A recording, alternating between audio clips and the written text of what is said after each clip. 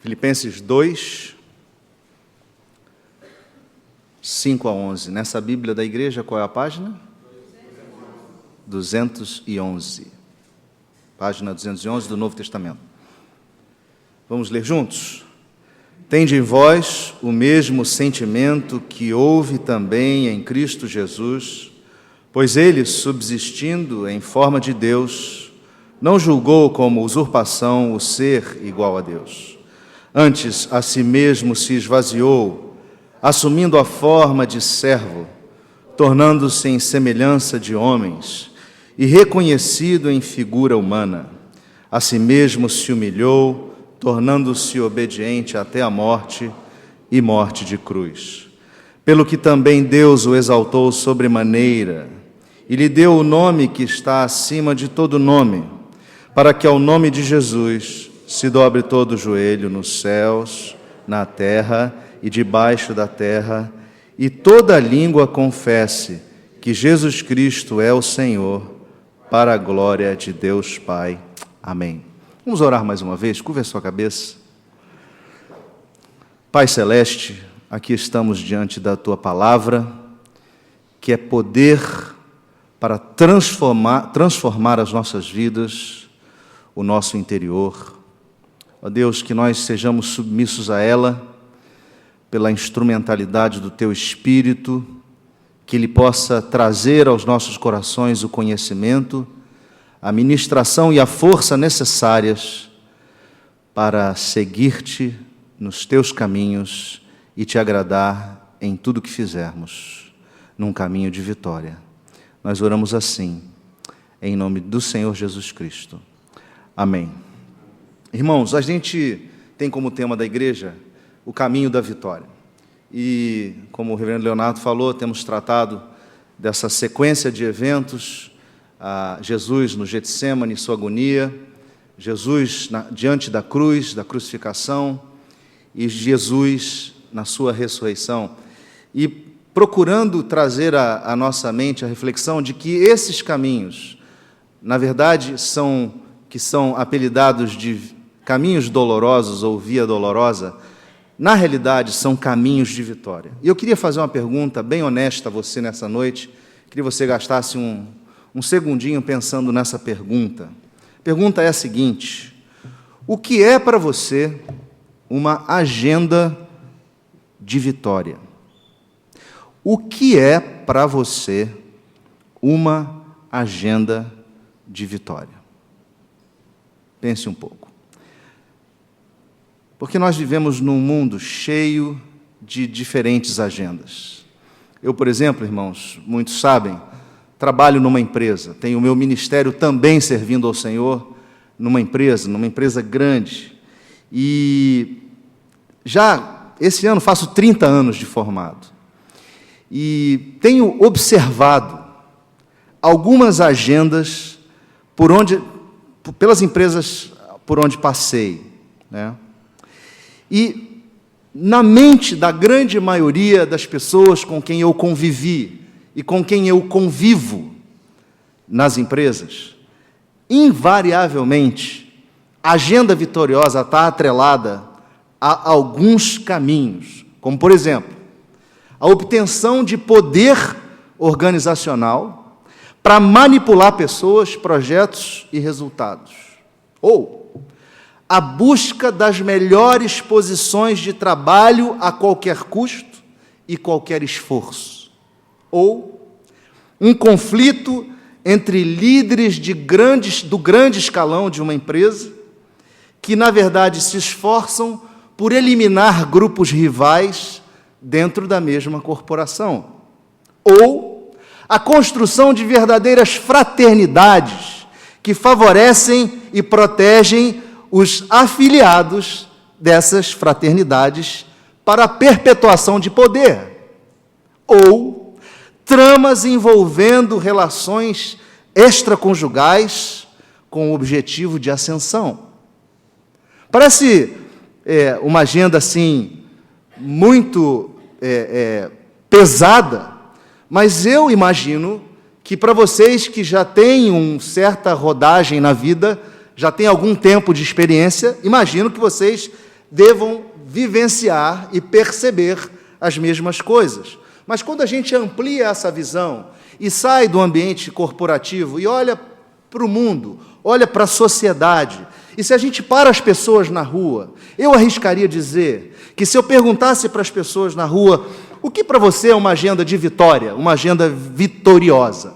A resposta também, invariavelmente, seria, não, uma agenda vitoriosa é aquela que me leva a conquistar um bom emprego, ou aquela que me leva a ter fama e um bom nome, ou aquela que me leva a uma estabilidade financeira, onde não há dívidas, ou aquela que me leva a ter uma aparência e um físico invejável, ou aquela que me leva a ser dono de muitos bens, ou quem sabe, aquela que me leva a ter uma família perfeita. Mas o problema, irmãos, é que nós, como agentes na sociedade, atores na sociedade, nós somos influenciados por todas essas agendas e nós corremos o risco de absorver estas agendas, ou variáveis ou variações dessas agendas, e colocarmos e investirmos os nossos recursos, o nosso tempo e tudo que somos e temos nessas agendas. E se assim fizermos, nós estaremos equivocados. Sabem por quê? Porque existe uma outra agenda, uma agenda vitoriosa, que é a agenda que eu queria propor nessa noite, que nós nunca encontraremos se perguntarmos a alguém na rua. Essa agenda vitoriosa é o caminho da cruz. Essa agenda vitoriosa é o caminho da cruz. E eu queria, então, propor essa noite, para a nossa reflexão, o seguinte tema: o caminho da cruz, uma agenda vitoriosa. Porque, a partir do texto de Filipenses 2, de 5 a 11, eu gostaria de ver com os irmãos que agenda é essa. Afinal, que agenda é essa? Mas não na nossa perspectiva, na perspectiva do Senhor das agendas, na perspectiva de Cristo.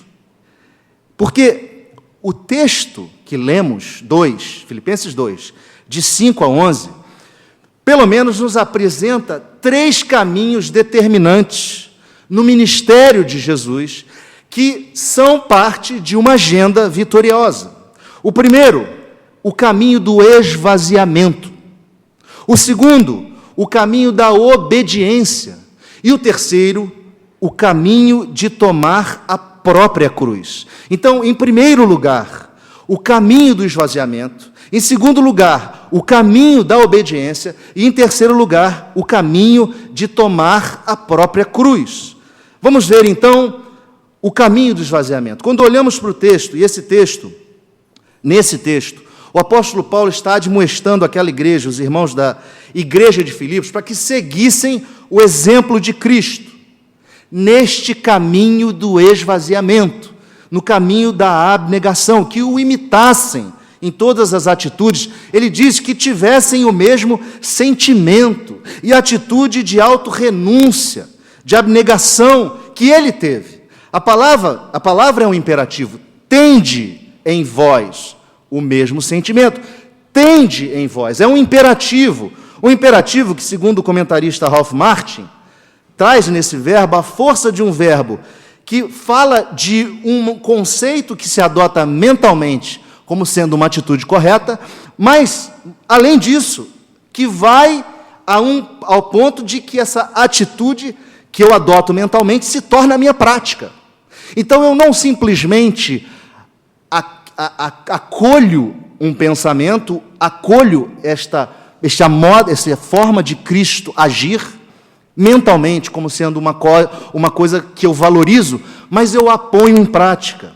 O texto, irmãos, é um texto difícil, porque ele trata de uma doutrina difícil, a doutrina da kenosis, a doutrina do esvaziamento. Por que ela é difícil? Porque como que a gente vai falar de um Deus que se esvazia? Como podemos tratar a respeito de um Deus que se esvazia de si? A gente tem que lembrar que Jesus teve alguns encontros, e nesses encontros ele disse coisas importantes a respeito do seu caminho e do seu ministério. E uma delas, ele, numa ocasião, encontrado, quando conversava com Tiago e João pedem a ele para que se assentassem na glória à sua direita e à sua esquerda. E Jesus responde para eles, e o evangelista Marcos registrou, lá no capítulo 10, verso 45, a seguinte coisa. Ele diz o seguinte: pois o próprio Filho do Homem não veio para ser servido, mas para servir e dar a sua vida em resgate por muitos. A essência, irmãos, da vida de Cristo foi servir, foi fazer a vontade do Pai e não a sua vontade. Lá em João, no Evangelho, o evangelista João, ele registra, lá no capítulo 6, versos 38 a 40, a seguinte coisa. Ele diz o seguinte, a respeito de Jesus dizendo: porque eu desci do céu, não para fazer a minha própria vontade, e sim a vontade daquele que me enviou, e a vontade de quem me enviou é esta, que nenhum eu perca de todos os que me deu. Pelo contrário, eu o ressuscitarei no último dia. De fato, a vontade de meu Pai é que todo homem que vir o Filho e nele crer tenha a vida eterna, e eu o ressuscitarei no último dia. Irmãos, para que Cristo descesse do céu, ele teve que se esvaziar. O texto diz, ele se esvaziou. Mas ele não se esvaziou da sua divindade, porque enquanto ele habitou entre nós, ele habitou como a imagem do Deus invisível. Nele habitou toda a plenitude de Deus. Paulo ensina isso quando escreve aos Colossenses, no primeiro capítulo. O escritor, o autor aos Hebreus, vai dizer que Jesus era a expressão exata do ser de Deus. O problema é que alguns teólogos olham esse texto e querem crer que Cristo, ao se esvaziar e se fazer carne entre nós, e reconhecido como uma figura humana, ele abriu mão de sua divindade. Isso é uma grande heresia. Cristo viveu entre nós, verdadeiramente Deus e verdadeiramente homem. Só que ele se esvaziou. Ele se esvaziou de algumas coisas. E o comentarista Hendrickson nos ajuda explicando do que Cristo se esvaziou. Ele apresenta 4 aspectos desse esvaziamento. Ele diz que Cristo, em primeiro lugar, se esvaziou, ele abriu mão da sua relação favorável com a lei divina. O que quer dizer isso? Ele sendo totalmente santo, totalmente puro, Cristo assumiu sobre si a culpa do pecado de todos nós. Ele abriu mão dessa sua relação com a lei divina, que ele mesmo criou. Então, ele vive entre nós e assume sobre si a culpa do pecado que está sobre nós.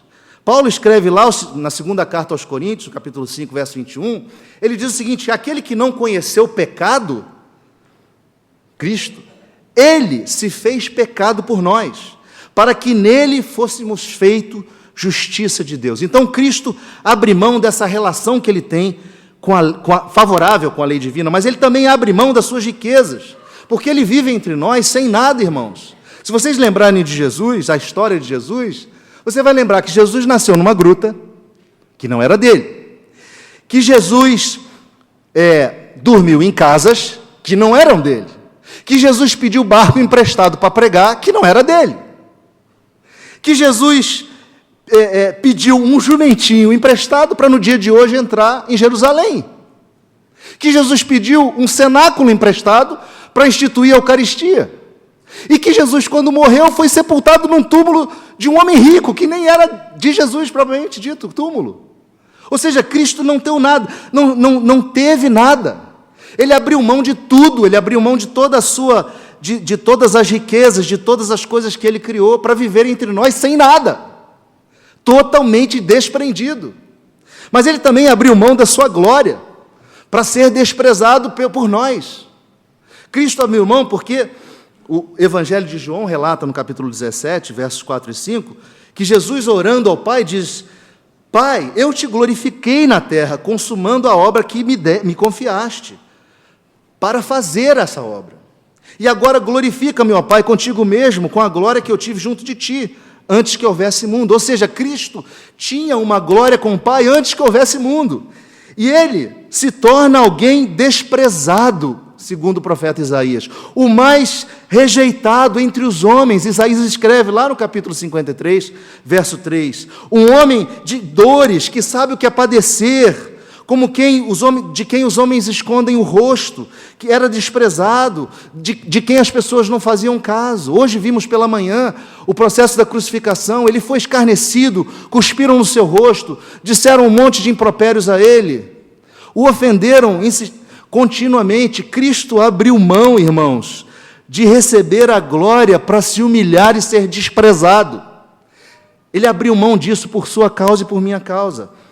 Mas ele também abriu mão de exercer a sua autoridade de forma autônoma e independente. Porque quando Judas se manifestou como traidor e trouxe os guardas naquela noite, eles estavam no jardim, Jesus falou assim: você não acredita que eu poderia dar uma ordem e mandar 12.000 legiões baixarem aqui dos céus para acabar com essa história? E ele não fez isso. Ele foi como uma ovelha perante os seus tosqueadores, mudo, calado, abriu mão do exercício de sua autoridade, porque havia um plano, porque havia algo preparado, porque ele assumiu essa forma de cordeiro, que seria sacrificado. A pergunta é: por quê? Por que Cristo se esvaziou? Ele se esvaziou para trilhar o caminho da cruz. Porque se ele trilhou o caminho do esvaziamento, agora ele trilha o caminho da obediência. Cristo obedeceu. No verso 8, se você olhar o verso 8, diz assim, que ele se humilhou, tornando-se obediente até a morte, morte de cruz. Irmãos, esse caminho de obediência de Cristo não foi fácil, porque ele se esvaziou da sua glória, do seu poder, da sua autoridade, de exercer a sua autoridade, não deixou de tê-la, mas de exercê-la como poderia, simplesmente porque ele veio obedecer ao Pai. Cristo veio satisfazer aquilo que era devido por causa da ira de Deus contra o pecado de toda a humanidade, se fazendo oferta pelo pecado. Ele veio consumar o que figurava o Antigo Testamento a respeito desse sacrifício do Cordeiro. Porque o escritor dos Hebreus nos esclarece o que era o sacrifício do Cordeiro. Ele diz o seguinte: sem derramamento de sangue não há remissão. Era necessário o derramamento de sangue para haver o perdão dos pecados. Só que isso era feito ano a ano, pelo sumo sacerdote. Não era eficaz, tinha que ser repetido ano a ano. Cristo vem de uma vez por todas e, como Cordeiro Pascal, se entrega. Como sacerdote, entra o Santo dos Santos e deixa-se consumir e morrer, e deixa ser oferecido como libação, como oferta. Ele se deixa ser morto, porque ele obedece aos desígnios do Pai. Ele sabia quais eram os desígnios do Pai. Quando a gente lembra de Moisés, lá no Antigo Testamento, no livro de Deuteronômio, Moisés havia liderado o povo para fora do Egito, já havia caminhado com o povo no deserto. E Moisés conclama o povo a ouvir a voz de Deus. E ele diz ao povo, é o famoso Shema Israel. Ele diz: ouve, ó Israel, lá em Deuteronômio 6. O Senhor nosso Deus é o único Senhor. Amarás, pois, o Senhor teu Deus de todo o teu coração, de toda a tua alma e de toda a tua força. Mas no fim do discurso ele diz uma coisa fundamental. No verso 24 e 25 de Deuteronômio 6, ele diz assim: o Senhor nos ordenou que cumpríssemos todos esses estatutos e temêssemos o Senhor nosso Deus para o nosso perpétuo bem, para nos guardar em vida, como tem feito até hoje. Será por nós justiça quando tivermos cuidado de cumprir todos estes mandamentos perante o Senhor nosso Deus, como nos tem ordenado. Era necessário, queridos, que o povo obedecesse a Deus, que obedecesse aqueles mandamentos para usufruir da vida, da bênção e da paz. O problema é que ninguém foi capaz de obedecer todos os mandamentos. E nós, como herança deste povo em Adão, o primeiro homem, que não obedeceu também, nós herdamos o peso dessa dívida. Nós não conseguimos obedecer todos os mandamentos. Você pode se esforçar, mas você não consegue. Porque em nós habita uma luta interior do nosso antigo homem, natureza pecaminosa, contra o nosso novo homem, remido e resgatado por Cristo. Nós travamos essa luta e não conseguimos, então Cristo vem, e Ele cumpre a lei, Ele obedece todas as coisas, Ele vive entre nós de forma santa, sem um pecado sequer, e Ele se esvazia de si mesmo. Paulo, quando escreve aos Romanos, diz que o fim da lei, que foi escrita por Moisés, o fim da lei é Cristo, para a justiça de todo aquele que crê. Cristo consuma a lei, Cristo cumpre a lei, Cristo vem trazer o exercício da lei, que nenhum homem conseguiu. E este Cristo que veio trazer o exercício da lei e cumpri-la, Ele se esvazia, é obediente até a morte, e morte de cruz. Quando a gente olha e lembra do relato de Jesus no Getsêmani, aquela agonia pela qual Ele passou, aquela luta, Ele diz lá no Evangelho de Mateus, no capítulo 26, verso 39, Ele diz assim, o evangelista diz que Ele prostrou o rosto sobre a terra, e orando disse, meu Pai, se possível passa de mim esse cálice, todavia não seja como eu quero, e sim como Tu queres. Percebam a luta. Ele veio cumprir aquilo que o Pai queria, Ele veio cumprir a morte de cruz. O apóstolo Paulo escreve que essa obediência, e a obediência desse único homem, veio nos dar a justificação. Porque pela desobediência de um, que foi Adão, todos nos tornamos pecadores, mas pela obediência de um, que foi Cristo, todos somos santificados. O escritor aos Hebreus escreve do sofrimento de Cristo, dizendo que nos dias que Ele viveu entre nós, tendo oferecido com forte clamor e lágrimas, orações e súplicas a quem o podia livrar da morte. Veja a intensidade do texto.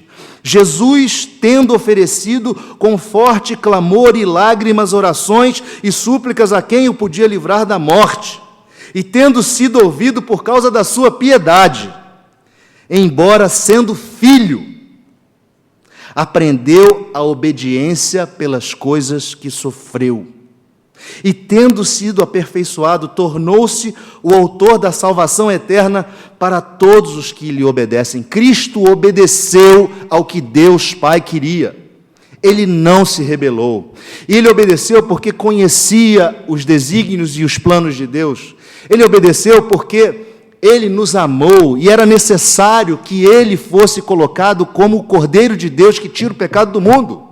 Era necessário que Ele caminhasse no caminho do esvaziamento, no caminho da obediência, para chegar ao caminho da cruz. E o caminho da cruz é o resultado da obediência. Porque no verso 8, o texto nos diz, Paulo nos diz, que Ele, tornando-se obediente até a morte, Ele tornou-se obediente até a morte e morte de cruz. Ele levou a sua obediência às últimas consequências.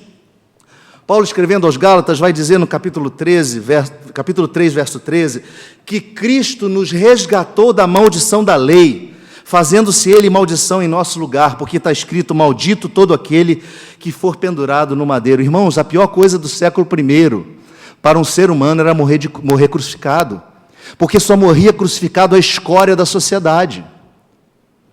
Para o judeu, a crucificação era sinal de maldição de Deus. Para o romano, era sinal de desprezo e escória da sociedade, o pior dos seres humanos.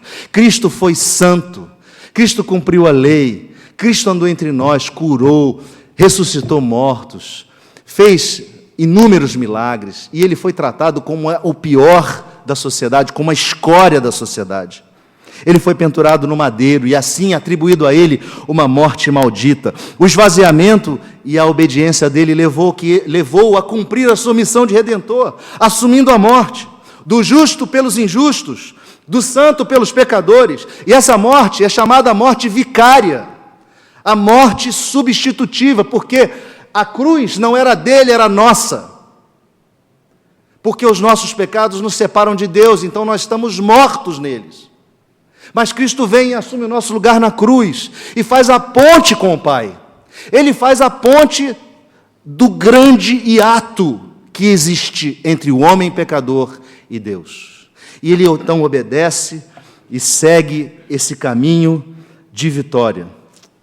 Ele veio, irmãos, e ele cumpriu aquilo que havia sido decretado pelo conselho da Trindade na eternidade. Na eternidade, os teólogos discutem isso e dizem que na eternidade o Pai, o Filho e o Espírito Santo decretaram que o Filho viria, estaria entre nós e que ele morreria morte de cruz para resgatar aqueles que a ele pertencem. Cristo nos deu grande exemplo e ele disse o seguinte, que aqueles que queriam segui-lo deveriam levar a sua própria cruz. Lá no Evangelho de Lucas, capítulo 9, versos 23 e 24, diz o seguinte, Jesus dizia a todos, se alguém quer vir após mim, a si mesmo se negue dia a dia, tome a sua cruz e siga-me. Se alguém quer vir após mim, a si mesmo se negue dia a dia, tome a sua cruz e siga-me. Pois quem quiser salvar a sua vida, perdê-la-á, e quem perder a sua vida por minha causa, salvá-la-á. E a esse salvará. Irmãos, tomar a cruz de Cristo é rever as nossas agendas dia a dia. Tomar a cruz de Cristo é rever as nossas motivações que nos impulsam a viver. Tomar a cruz de Cristo tem como pré-requisito a gente negar o nosso ego, negar aquilo mesmo que a gente quer, aquilo que é a agenda mais escusa possível, ou que pode ser mais escusa possível e que ninguém conhece, só a gente. Irmãos, nós não vamos mais morrer numa cruz, porque Cristo já morreu por nós na cruz, e com Ele nós somos sepultados pelo batismo. O batismo nos sepulta à semelhança de Cristo, mas nós precisamos de uma nova agenda. Nós precisamos de uma nova agenda que seja compatível com uma nova vida. Uma agenda que seja compatível com uma nova vida. E você vai perguntar, então, ok, pastor, você falou que Cristo se esvaziou, seguiu um caminho do esvaziamento, que Cristo obedeceu, seguiu o caminho da obediência, e que Cristo tomou a sua cruz e foi obediente até a morte de cruz e morreu na cruz. E daí? Aonde está a agenda vitoriosa? É só continuar lendo o texto, versos 9 a 11. Veja o que diz, verso 9. Pelo que, ou seja, por conta disso, pelo fato dele ter se esvaziado, pelo fato dele ter obedecido, pelo que também Deus o exaltou sobremaneira, e lhe deu o nome que está acima de todo nome, para que ao nome de Jesus se dobre todo o joelho nos céus, na terra e debaixo da terra, e toda língua confesse que Jesus Cristo é o Senhor, para a glória de Deus Pai. Cristo foi exaltado acima de todo o principado e toda a potestade, irmãos. E nós, como sendo de Cristo e pertencendo a Ele e aceitando o seu sacrifício em nosso favor, somos elevados à posição de assentarmos com Ele nas regiões celestes, acima de todo o principado e toda a potestade, nos colocando numa situação onde nós não precisamos ter medo daqueles que querem puxar o nosso tapete ou o nosso pé, porque quem é o nosso Senhor é Cristo, quem tem a nossa agenda é Cristo, quem cuida dos nossos dias é Cristo, quem tem nas suas mãos os nossos projetos é Cristo. Agora, você pode ter o seu projeto e a sua agenda e ter um coração rebelde, e querer seguir os seus próprios caminhos, mas eu estou aqui para te dizer, não faz isso não, porque você não vai ser feliz, você não vai ser feliz. A agenda que nos propõe o mundo não é a agenda que é vitoriosa. A agenda vitoriosa é a agenda do esvaziar-se a si mesmo, é a agenda do obedecer à palavra de Deus e dia a dia tomar a sua cruz. Simples assim. No entanto, extremamente difícil. Algo que todos nós precisamos lutar para, de fato, dia a dia crescer e conseguir implantar em nossas agendas esta agenda do Salvador. Esta agenda do Cristo ressurreto, que não ficou preso na cruz, nem debaixo na sepultura, mas ressurgiu ao terceiro dia e está entre nós. Que Deus te abençoe, que Deus te ajude a você ter discernimento a respeito das agendas que te cercam, porque essas não levarão você à vitória. Vamos curvar as nossas cabeças e vamos orar. Nosso Deus e Pai, Tu sabes da dificuldade de cada um a respeito desse assunto, de como precisamos de uma nova agenda para uma nova vida, e de como nos apegamos à agenda do nosso velho homem, ou à agenda do mundo que não quer o Senhor na agenda. Nós te pedimos que o Senhor nos ajude, nós te pedimos que o Senhor nos dê discernimento, sabedoria, nós pedimos que o Senhor nos dê força, nós te pedimos que o Senhor nos dê fé, perseverança, ó Deus, para que caminhemos a agenda da vitória, a agenda vitoriosa que Cristo mesmo nos propôs. Derrama sobre nós do Teu Espírito Santo, enche-nos dele, ajuda-nos nas nossas lutas, ajuda-nos no dia a dia, aqueles que aqui estão aflitos, preocupados, cheios de cuidados com as coisas do mundo que cercam as preocupações de doença, família, finanças, emprego. Ó Deus, estende a Tua mão nesse momento e abençoa cada coração para que se sintam tranquilos nas Tuas mãos, que sintam, ó Deus, a fé que vai além de todo o entendimento e que nos move e que nos diz que o Senhor está no controle de todas as coisas e que nos dá a Tua paz. Deus, opera assim em nossos corações, pela ação do Teu Espírito. Essa é a nossa oração, em nome de Cristo Jesus. Amém.